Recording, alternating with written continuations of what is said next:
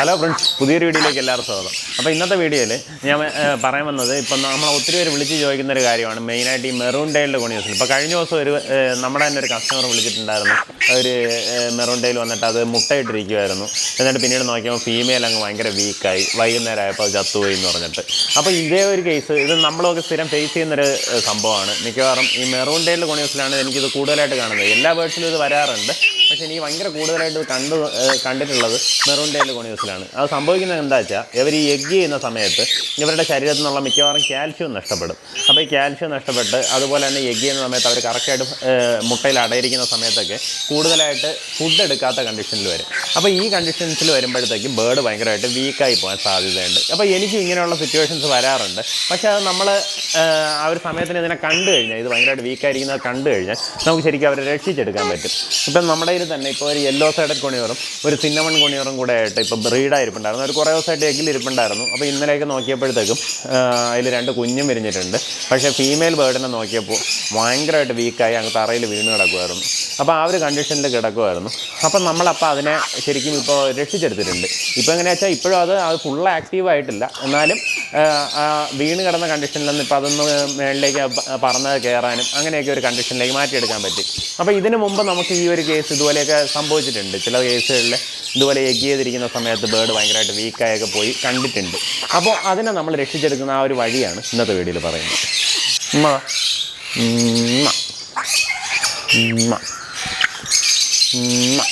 അപ്പം വീഡിയോയിലേക്ക് പോകുന്നതിന് മുമ്പായിട്ട് ഒരു കാര്യം, നിങ്ങൾ ഈ ചാനൽ സബ്സ്ക്രൈബ് ചെയ്തിട്ടുണ്ടെങ്കിൽ സബ്സ്ക്രൈബ് ചെയ്യുക. അതുപോലെ തന്നെ ഈ വീഡിയോസൊക്കെ ഇഷ്ടപ്പെടുന്നുണ്ടെങ്കിൽ അതിനെ ലൈക്ക് ചെയ്യുക. പിന്നെ വേറൊരു കാര്യം കൂടി, ഈ ഐ ഇൻഫെക്ഷനെ പറ്റിയിട്ട് ഒത്തിരി പേര് നമ്മളെ വിളിച്ച് ചോദിക്കാറുണ്ട്. അപ്പോൾ ശരിക്കും എനിക്ക് ഈ കുറച്ച് കാലം മുമ്പ് വരേക്കും ഐ ഇൻഫെക്ഷൻ എനിക്ക് ഫലപ്രദമായിട്ട് ഒരു ട്രീറ്റ്മെൻറ്റ് എനിക്ക് കിട്ടിയതായിട്ട് തോന്നിയില്ല. അപ്പോൾ അത് കാരണമാണ് നമ്മൾ അതിൻ്റെ ഒരു വീഡിയോ ചെയ്യാണ്ടിരുന്നത്. ഇപ്പം നമുക്ക് ഒരു ഡോക്ടറിൻ്റെ ഒരു സഹായത്തോടു കൂടി ഒരു മരുന്ന് നമുക്കിപ്പോൾ റീസെൻ്റായിട്ട് കിട്ടിയത് വന്നിട്ട് ഇവിടെ മാന്തല്ലേ നഖമൊക്കെ പിന്നെയും വളർന്നു. ഇപ്പോൾ റീസെൻ്റായിട്ട് കിട്ടിയ ഒരു മരുന്ന് വെച്ചിട്ട് നമുക്കിപ്പോൾ ക്വാറന്റൈനിലുണ്ടായിരുന്ന ഈ ഒരു ഐ ഇൻഫെക്ഷൻ കാണിച്ച ബേർഡ്സിനെയൊക്കെ ക്യൂർ ചെയ്തെടുക്കാൻ പറ്റിയിട്ടുണ്ടായിരുന്നു. അപ്പോൾ അതിൻ്റെ ഡീറ്റെയിൽസ് വെച്ചിട്ട് ഒരു വീഡിയോ ചെയ്യാമെന്ന് വിചാരിക്കുന്നുണ്ട്. അപ്പോൾ അത് ചെയ്യണമെന്നുണ്ടെങ്കിൽ ഞാൻ വിചാരിക്കുന്നത് നിങ്ങൾ ഈ നമ്മുടെ ചാനലിനെ മാക്സിമം സപ്പോർട്ട് ചെയ്താലേ നമുക്ക് കൂടുതൽ കാര്യങ്ങൾ ഇതിലൂടെ പുറത്തേക്ക് പറഞ്ഞു തരാനും തോന്നത്തുള്ളൂ. അപ്പോൾ അതുകൊണ്ട് തന്നെ ഈ വീഡിയോയ്ക്ക് മിനിമം ഒരു 1500 ലൈക്കും അതുപോലെ തന്നെ 1500 കമൻറ്റും വരുവാണെങ്കിൽ നമ്മൾ അടുത്ത ഐ ഇൻഫെക്ഷൻ്റെ ഒരു വീഡിയോ ഉടനെ തന്നെ ചെയ്യുന്നുണ്ടാവും. അപ്പോൾ അതുകൊണ്ട് തന്നെ വീഡിയോ സ്കിപ്പ് ചെയ്യാണ്ട് കാണാൻ ശ്രമിക്കുക. അപ്പോൾ നമുക്ക് മെയിനായിട്ട് ഈ മെറൂൺ ടൈൽ ഗുണിയൂസ് മാത്രമല്ല, ഏതൊരു ബേർഡായാലും ഇവർക്കെല്ലാം ഫീമെയിൽ ബേർഡ് ഭയങ്കരമായിട്ട് വീക്കാവുന്നതിന് ഒരു മെയിൻ കാരണം എന്ന് പറഞ്ഞു കഴിഞ്ഞാൽ ഇവർ എഗ് ചെയ്യുമ്പോഴാണ്. അപ്പോൾ എഗ് ചെയ്യുന്ന സമയത്ത് ഇവർക്ക് ശരീരത്തിൽ നിന്ന് ഒത്തിരി അവരുടെ ശരീരത്തിൽ ആവശ്യമായിട്ടുള്ള അല്ലെങ്കിൽ അവൈലബിൾ ആയിട്ടുള്ള മിക്കവാറും എല്ലാ കാൽഷ്യവും ഈ എഗ്ഗിൻ്റെ ഫോർമേഷന് വേണ്ടി മാറ്റും. അപ്പോൾ ആ ഒരു സമയത്ത് നമുക്ക് അവർക്ക് എക്സ്ട്രാ ആയിട്ട് സപ്ലിമെൻറ്റ്സ് ആയിട്ട് എഗ്ഗ് അല്ലെങ്കിൽ കാൽഷ്യം കൊടുക്കേണ്ടി വരും. അപ്പോൾ ഈ കാൽഷ്യം എന്ന് പറഞ്ഞു കഴിഞ്ഞാൽ നമുക്ക് നാച്ചുറലായിട്ടൊക്കെ തന്നെ കൊടുക്കാൻ സാധിക്കും. ഇപ്പോൾ ബനിയനെ ഫുള്ള് വലിച്ച് ഇങ്ങോട്ടൊന്ന് ഇപ്പം നമുക്ക് നാച്ചുറലായിട്ട് തന്നെ ഈ കാൽഷ്യം കൊടുക്കാൻ പറ്റും. അതെന്ന് പറഞ്ഞു കഴിഞ്ഞാൽ മെയിനായിട്ട് കണവനാക്ക് അല്ലെങ്കിൽ കട്ടിൽ ബോണെന്നൊക്കെ പറഞ്ഞിട്ട് കൊടുക്കാം. അപ്പോൾ ഈ കണവനാക്ക് മാത്രം കൊടുത്ത് ഇപ്പം നിറയെ ഞാൻ ചോദിച്ചു, ഇപ്പോൾ കഴിഞ്ഞ ദിവസം കിളി ചത്തുപോയെന്ന് പറഞ്ഞ പുള്ളിക്കാരനോട് ഞാൻ ചോദിച്ചതാണ്. അപ്പം വേറെ കാൽഷ്യം എന്തെങ്കിലും കൊടുത്തിരുന്നു. അപ്പോൾ ആൾ വേറെ കാൽഷ്യം സപ്ലിമെൻ്റ് ഒന്നും കൊടുത്തില്ല, നേരിട്ട് ഈ കണവനാക്ക് മാത്രമാണ് വെച്ചിരുന്നത്.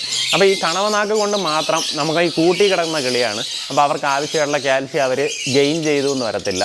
ഈ കണവനാക്ക് ഇടുമ്പോഴുള്ളൊരു ഗുണം നമുക്ക് അവർക്ക് കാൽഷ്യവും കിട്ടും. അതുപോലെ തന്നെ ശരിക്കും ഈ ചുണ്ടൊക്കെ വളർന്നു പോകാണ്ട് അത് നല്ല രീതിയിൽ ഷാർപ്പായി വെക്കാനും ശരിക്കും ഇത് സഹായിക്കും. അങ്ങനെ നമ്മൾ ഇതിനെ രാഗി എടുക്കുമ്പോഴത്തേക്കും ഇതിൻ്റെ ഈ ചുണ്ടൊക്കെ എപ്പോഴും ഷാർപ്പായിട്ടിരിക്കാൻ ഇത് സഹായിക്കും. അപ്പോൾ അതാണ് അതിൻ്റെ ഒരു മെയിൻ ഗുണം. അതിൻ്റെ കൂടൊപ്പം തന്നെ നമ്മൾ ഈ എക്സ്ട്രാ ആയിട്ട് നമ്മൾ കൂട്ടി കിടക്കുന്ന കിളികളായതുകൊണ്ടാണ്, അല്ലെങ്കിൽ പറന്ന് കിടക്കുന്നവർക്കാണെങ്കിൽ ഈ ഒരു പ്രശ്നം വരത്തില്ല. അപ്പോൾ അവർക്ക് എക്സ്ട്രാ ആയിട്ട് കാൽഷ്യം സപ്ലിമെൻറ്റ്സ് വെക്കേണ്ടതായിട്ട് വരും.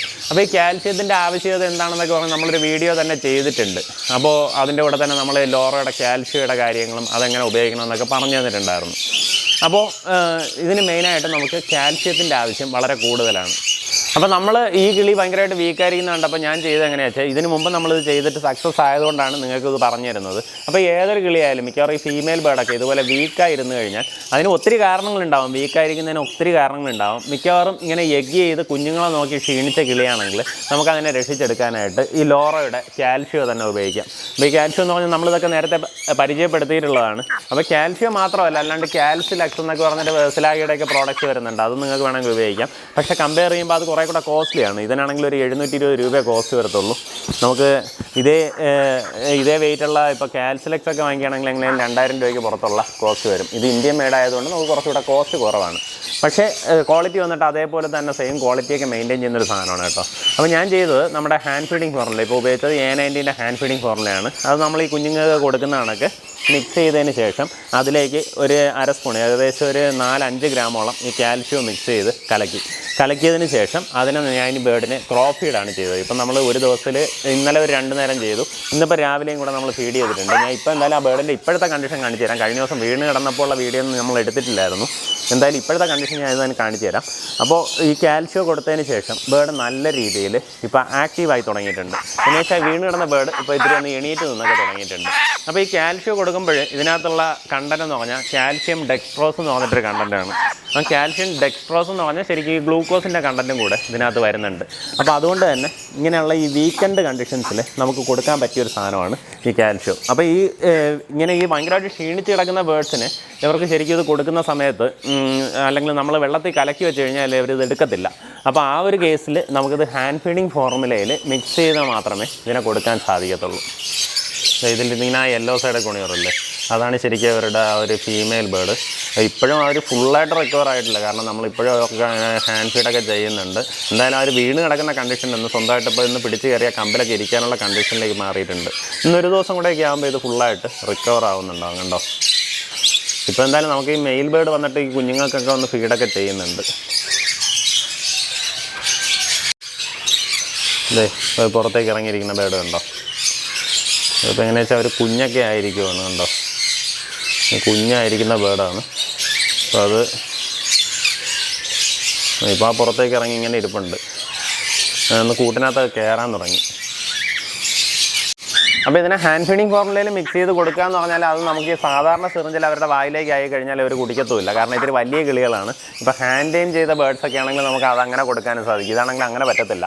അപ്പം നമുക്ക് ചെയ്യേണ്ടത് അതിനെ കറക്റ്റായിട്ട് പിടിച്ച് ലോക്ക് ചെയ്ത് അതിൻ്റെ ഉള്ളിലേക്ക് ക്രോപ്പ് ഫീഡ് ചെയ്യാൻ മാത്രമേ വഴിയുള്ളൂ. അപ്പോൾ ഇങ്ങനെയുള്ള കേസുകളിൽ നിങ്ങൾക്കത് എക്സ്പീരിയൻസ് അല്ല എന്നുണ്ടെങ്കിൽ, ഇപ്പോൾ നിങ്ങളുടെ അടുത്ത് തന്നെ ഒത്തിരി ബ്രീഡേഴ്സൊക്കെ ഉണ്ടാവും, ക്രോപ്പ് ഫീഡ് ചെയ്യാൻ പരിചയമുള്ള ആൾക്കാരുടെ അടുത്ത് തന്നെ ഈ കിളിയെ കൊണ്ടുപോയി ഒന്ന് ക്രോപ്പ് ഫീഡ് ചെയ്യുന്നതായിരിക്കും നല്ലത്. കാരണം ഇത് നമ്മൾ കൊടുക്കുന്ന സമയത്ത് ഇതിൻ്റെ ഈ ഫീഡൊക്കെ അങ്ങോട്ടും ഇങ്ങോട്ടും അതിൻ്റെ ശ്വാസകോശത്തിലേക്ക് വല്ലതും മാറിപ്പോവുകയാണെങ്കിൽ കിളി ഉടനെ തന്നെ, കാരണം ഇതിൻ്റെ ശ്വാസകോശത്തിലേക്ക് നമുക്ക് ഇത്തിരി വെള്ളം പോയാൽ തന്നെ കിളി ഉടനെ ഡെഡായി പോകും. അപ്പോൾ അങ്ങനെ ഒരു കണ്ടീഷൻ ഉണ്ടാവും. അപ്പോൾ അതുകൊണ്ട് തന്നെ ഇത് ക്രോപ്പ് ഫീഡൊക്കെ ചെയ്യുന്ന സമയത്ത് വളരെ സൂക്ഷ്മതയോടെ ചെയ്യാം. അല്ലാന്നുണ്ടെങ്കിൽ യൂട്യൂബിൽ ഒത്തിരി വീഡിയോസ് ഈ വലിയ കിളികളെ, വലിയ ബേർഡ്സിനെ എങ്ങനെ ക്രോപ്പ് ഫീഡ് ചെയ്യാമെന്ന് പറഞ്ഞിട്ട് ഒത്തിരി വീഡിയോസ് തന്നെ ചെയ്തിട്ടുണ്ട്. അപ്പോൾ അതൊക്കെ ഒന്ന് നിങ്ങൾ നോക്കുക. അപ്പോൾ ഞാൻ ചെയ്തതെന്നല്ല, അല്ലാണ്ട് ഒത്തിരി പേര് ചെയ്തിട്ടുണ്ട്. അപ്പോൾ അങ്ങനെയുള്ള വീഡിയോസൊക്കെ ഒന്ന് സെർച്ച് ചെയ്ത് കണ്ടതിന് ശേഷം നമ്മളിതിനെ ഈ ഒരു കാര്യത്തിന് മുതിരുക.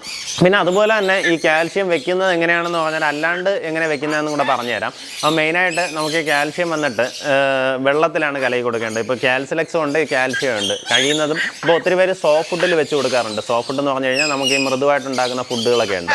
അപ്പോൾ ഇങ്ങനെയുള്ള എഗ് ഫുഡ് പോലുള്ള സാധനങ്ങളിൽ ഈ കാൽഷ്യം കൂടെ വെതറി അതിനെയും കൂടെ മിക്സ് ചെയ്ത് വെച്ച് കൊടുക്കാറുണ്ട്. അപ്പോൾ എനിക്കിത് കൂടുതൽ നല്ല രീതിയിൽ ഫലപ്രദമായിട്ട് തോന്നിയത് കുറേ കൂടെ നിങ്ങളത് വെള്ളത്തിൽ കലക്കി വയ്ക്കുമ്പോഴാണ്. ഇപ്പോൾ ഇതിൻ്റെ ഒരു അളവെന്ന് പറഞ്ഞാൽ ഇതിൽ തന്നെ എഴുതിയിട്ടുണ്ട് കേട്ടോ, 250 ml വെള്ളത്തിൽ 10 ഗ്രാം എന്നുള്ള കണക്കാണ് ഇത് മിക്സ് ചെയ്യേണ്ടത്. അപ്പോൾ അങ്ങനെ മിക്സ് ചെയ്തിട്ടാണ് നമ്മളിത് കലക്കി വെക്കേണ്ടത്. അപ്പോൾ ഇത് വെക്കുന്ന സമയത്ത് നമ്മൾ ഇതുപോലുള്ള ഈ ഡ്രിങ്കേഴ്സ് ഉപയോഗിക്കുക. ഇപ്പോൾ ഡ്രിങ്കേഴ്സ് ഉപയോഗിക്കുമ്പോഴത്തേക്കും നമുക്കിത് മരുന്ന് അല്ലെങ്കിൽ ഈ ഒരു സപ്ലിമെൻറ്റ്സ് ഒക്കെ വെക്കുമ്പോൾ നമുക്ക് ഒത്തിരി ലാഭമാണ്. കാരണം എന്താ വെച്ചാൽ ഇപ്പോൾ 250 ml 10 ഗ്രാം വെച്ചിട്ട് നിങ്ങൾ ഇത്രയും ഇഷ്ടംപോലെ കിളികളുണ്ട്, ഇതിനെല്ലാത്തിനും ഇങ്ങനെ വെക്കാമെന്ന് കഴിഞ്ഞാൽ നമുക്ക് ഒരു ബോട്ടിൽ കൊണ്ട് ഒരു ദിവസത്തേക്ക് തന്നെ തികയത്തില്ല. അപ്പോൾ ഞാൻ ചെയ്യുന്നത് എങ്ങനെയാണെന്ന് വെച്ച് കഴിഞ്ഞാൽ മെയിനായിട്ട് ഇത് ബ്രീഡിങ്ങിൻ്റെ സമയത്തൊക്കെ അടുപ്പിച്ച് ഒരു 10 ദിവസമൊക്കെ കൊടുക്കുക. അപ്പോൾ ആ കൊടുക്കുന്ന സമയത്ത് നമ്മൾ ചെയ്യുന്നത് എങ്ങനെയാണെന്ന് വെച്ചാൽ 250 ml നമ്മൾ ഈ 10 ഗ്രാം ഇട്ട് കലക്കിയതിന് ശേഷം അതിനെ ഒരു 5ആയിട്ടോ 10ആയിട്ടോ ഡിവൈഡ് ചെയ്ത് ഈ ബോട്ടിലുകളിൽ നമുക്ക് ആവശ്യമുള്ള വെള്ളം മാത്രം ഒഴിച്ചു കൊടുക്കും. അപ്പോൾ ഒരു കിളിക്ക് ഒരു ദിവസത്തേക്ക് ഒരു 50 ml വെള്ളം മതിയെന്നുണ്ടെങ്കിൽ ഒരു ബോട്ടിൽ നമ്മൾ 50 ml വെച്ച് കൊടുക്കും. അപ്പോൾ അങ്ങനെ ആകുമ്പോൾ അവരാവശ്യത്തിന് ഇത് കഴിക്കുന്നുണ്ടാവും. ആ സപ്ലിമെൻറ്റ് ഫുള്ളായിട്ട് അവരുടെ ഉള്ളിലേക്കും പോകും. എന്നിട്ട് പിന്നീട് അത് തീർന്നതിന് ശേഷം അടുത്ത വെള്ളം വെച്ച് കൊടുക്കും. പിന്നെ അതുപോലെ തന്നെ ബാക്കി വെള്ളം ഇരിപ്പുണ്ടെന്നുണ്ടെങ്കിൽ നമ്മളൊരു 6 മുതൽ 8 മണിക്കൂർ വരെയൊക്കെ ഇത് ഇരിക്കത്തുള്ളൂ. അത് കഴിഞ്ഞാൽ ഇതിനകത്ത് ഈ ഗ്ലൂക്കോസിൻ്റെ കണ്ടൻറ്റ് ഉള്ളതുകൊണ്ട് തന്നെ ഈ വെള്ളം അങ്ങ് ചീത്തയായി പോകും, ഒരു സ്മെല്ലൊക്കെ വരും. അപ്പോൾ അതുകൊണ്ട് തന്നെ ഒരു 6-7 മണിക്കൂറാകുമ്പോൾ നമുക്ക് ഈ വെള്ളം അങ്ങ് മാറ്റിയിട്ട് പുതിയ വെള്ളം വെച്ച് കൊടുക്കുക. പിന്നെ ആഴ്ചയിൽ ഞാൻ ഈ പറഞ്ഞ പോലെ ബ്രീഡിങ്ങിൻ്റെ സമയത്ത് അടുപ്പിച്ച് കൊടുക്കുക. അതുപോലെ എഗ് ചെയ്തിരിക്കുമ്പോഴത്തേക്കാണ് നമ്മൾ ഈ കാൽഷ്യത്തിൻ്റെ സപ്ലിമെൻറ്റ് കൊടുക്കുന്നതിൻ്റെ അളവ് കൂട്ടുക. പിന്നെ അല്ലാണ്ട് ആഴ്ചയിൽ ഒരിക്കലെങ്കിലും ഈ കാൽഷ്യം സപ്ലിമെൻറ്റ് ഏതെങ്കിലും, ഇപ്പം ഞാൻ ഈ കാൽഷ്യം തന്നെ കൊടുക്കണമെന്ന് പറയുന്നില്ല, ഏതെങ്കിലും നല്ലൊരു കാൽഷ്യം സപ്ലിമെൻറ്റ് നമ്മൾ ബേർഡ്സിന് വെച്ച് കൊടുക്കാൻ ശ്രമിക്കുക. എങ്ങനെയെന്ന് പറഞ്ഞാൽ ഇതിലൊന്നും നിങ്ങൾ ചെറിയ ലാഭം നോക്കരുത്. ഈ സപ്ലിമെൻറ്റ്സ് കൊടുക്കുന്നതെന്ന് പറഞ്ഞു കഴിഞ്ഞാൽ ശരിക്കും ഞാൻ നേരത്തെ പറഞ്ഞ പോലെ തന്നെ ഇവർക്ക് പുറത്തിന് അല്ലെങ്കിൽ പുറത്തേക്കൊക്കെ ചെന്ന് ഈ ഭക്ഷണമൊന്നും കഴിക്കാനുള്ള ഒരു അവസരം അവർക്കില്ല. അപ്പോൾ അവർക്ക് ആവശ്യമായിട്ടുള്ള വൈറ്റമിൻസ് എല്ലാം കൊടുക്കേണ്ടത് നമ്മുടെ കടമയാണ്. അപ്പോൾ അതുകൊണ്ട് തന്നെ ഇങ്ങനെയുള്ള ഈ സപ്ലിമെൻറ്റ്സ് കൊടുക്കാൻ ശ്രമിക്കുക. പിന്നെ അല്ലാണ്ട് നോർമലി കൊടുക്കുന്നത് നമ്മൾ ഈ വൈറ്റമിൻ കോംപ്ലക്സ് ആണെങ്കിൽ ഇതുപോലെ നർച്ചർ എന്ന് പറഞ്ഞിട്ട് ലോറോൻ്റെ തന്നെ ഒരു വൈറ്റമിൻ കോംപ്ലക്സ് ഉണ്ട്. ഇത് നമുക്ക് നോർമലി അവൈലബിൾ ആയിട്ടുള്ള മറ്റ് പ്രോഡക്ട്സിനെ കമ്പയർ ചെയ്യുമ്പോൾ ഇതിനൊക്കെ വില കുറവാണ്, പക്ഷേ നല്ല രീതിയിൽ റിസൾട്ട് ഉള്ള സാധനമാണ് കേട്ടോ. നമുക്ക് ഈ കാൽഷ്യം ഒക്കെ കൊടുക്കുന്ന സമയത്ത് അവർ നോർമലി ഒരു 5 എഗ് ഇടുന്ന അല്ലെങ്കിൽ 3 എഗ് ഇടുന്ന ബേർഡാണെങ്കിൽ അത് സാധാരണ ഈ കാൽഷ്യം കൊടുക്കുന്ന സമയത്ത് 5 എഗ്ഗൊക്കെ ഇടും. എങ്ങനെയെന്ന് പറഞ്ഞാൽ അവർക്ക് ആ എഗ്ഗിങ് കപ്പാസിറ്റിക്ക് ആവശ്യമുള്ള കാൽഷ്യം അവരുടെ ശരീരത്തേക്ക് കിട്ടുന്നുണ്ടാവും. അതുപോലെ തന്നെ ഈ വൈറ്റമിൻസ് ഒക്കെ കൊടുക്കുമ്പോഴത്തേക്ക് ഈ എഗ്സ് ഒക്കെ ഫെർട്ടൈൽ ആവാനുള്ള ചാൻസും വളരെ കൂടുതലാണ്. പിന്നെ അതുപോലെ തന്നെ ഈ പ്രോബയോട്ടിക്സ് ഉണ്ട്. നമ്മൾ ഈ പ്രോബയോട്ടിക്സിൻ്റെയും നർച്ചറിൻ്റെയൊക്കെ വീഡിയോ ഒക്കെ ഓൾറെഡി ചെയ്തിട്ടുണ്ട് കേട്ടോ. ഞാൻ അതിൻ്റെയൊക്കെ ലിങ്കും താഴെ ഡിസ്ക്രിപ്ഷൻ ബോക്സിൽ കൊടുക്കാൻ ശ്രമിച്ചേക്കാം. എന്ന് വെച്ചാൽ ഈ പ്രോബയോട്ടിക്സ് ഒക്കെ എന്ന് പറഞ്ഞു കഴിഞ്ഞാൽ ഇവരുടെ ഈ ഒരു ഡൈജസ്റ്റീവ് സിസ്റ്റം അല്ലെങ്കിൽ അവരുടെ ഈ ഗട്ട് നല്ല രീതിയിൽ ഒന്ന് ഡെവലപ്പ് ആവാനോ അത് നല്ല രീതിയിൽ ഫങ്ഷൻ ചെയ്യാനോ ഒക്കെ ആവശ്യമായിട്ടുള്ള സാധനമാണ് ഈ പ്രോബയോട്ടിക്സ് ഒക്കെ. ഇതൊക്കെ ആഴ്ചയിൽ ഒരിക്കൽ കൊടുക്കുക. അതുപോലെ ഏതെങ്കിലും മെഡിക്കേഷനൊക്കെ ചെയ്ത് കഴിഞ്ഞാൽ ഇങ്ങനെയുള്ള പ്രോബയോട്ടിക്സ് ഒക്കെ കൊടുക്കുന്നത് നല്ലതാണ്. അപ്പോൾ ഇതൊക്കെയാണ് നമ്മളിവിടെ കോമൺ ആയിട്ട് യൂസ് ചെയ്യുന്ന സപ്ലിമെൻറ്റ്സ്. അപ്പോൾ ഇതുപോലെ ഈ ലോറോയുടെയൊക്കെ പ്രോഡക്റ്റ്സ് വാങ്ങണമെന്നുണ്ടെങ്കിൽ ഞാൻ അവരുടെ കോൺടാക്ട് ഡീറ്റെയിൽസ് ഒക്കെ താഴെ കൊടുത്തേക്കും. അവരെ വിളിച്ച് സംസാരിച്ചാൽ മതി. മിക്കവാറും ഇപ്പോൾ നല്ല ഓഫർ പ്രൈസിന് സാധനം കൊടുക്കാറൊക്കെ ഉണ്ട്. അപ്പോൾ എന്തായാലും അവരെ വിളിച്ച് സംസാരിക്കാം. എന്തായാലും ഇന്നത്തെ വീഡിയോ ഇഷ്ടപ്പെടുന്നുണ്ടെങ്കിൽ ലൈക്ക് ചെയ്യുക. അതുപോലെ തന്നെ നമ്മുടെ ചാനൽ സബ്സ്ക്രൈബ് ചെയ്തേക്കുക.